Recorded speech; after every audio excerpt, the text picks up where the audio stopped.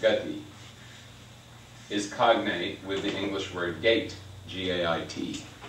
So you know a horse has a bunch of different gaits. You can walk, you can canter, you can trot.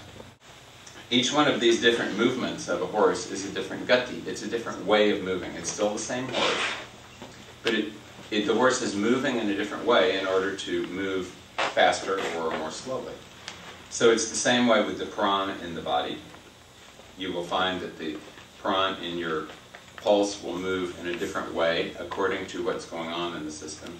And the nature of the movement will indicate the nature, in the pulse will reflect the nature of the movement of the prana in the different parts of the organism. Because the chief characteristic of prana or of vayu is that it moves, the way that it moves is the most important thing that we can describe about prana. There's no use in trying to describe its form or its taste, because it has no form or taste.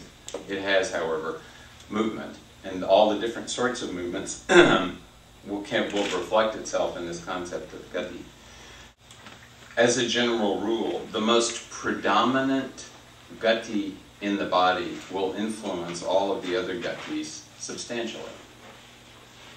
So if you have a strong movement of prana or vata, depending, if you have a strong movement of that in one area, let's say one srotas, one channel of circulation in your body, that will influence, for better or worse, all the other channels. So if one channel starts to go bad, it will encourage all the other ones to go out of balance also. And if one of them starts to go in the right direction, it will influence all the others to go in the right direction. So suppose you start to sing. You are encouraging the prana to move. Let's assume that you're singing relatively on key and with relatively decent rhythm. That will encourage everything else in the system to start to move, because you're focusing on that activity, you're bringing as much of your attention onto that activity as you can. And that will encourage all the other vayus to cause their gatis to start moving in that direction.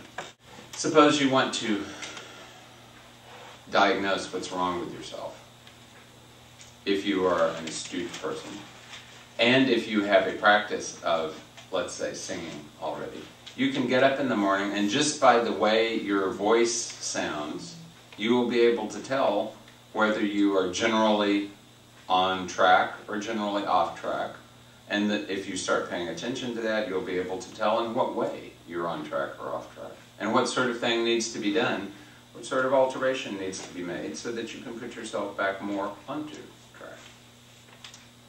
And if you start misusing your voice, you can be sure that unfortunate things will happen to the rest of your organism.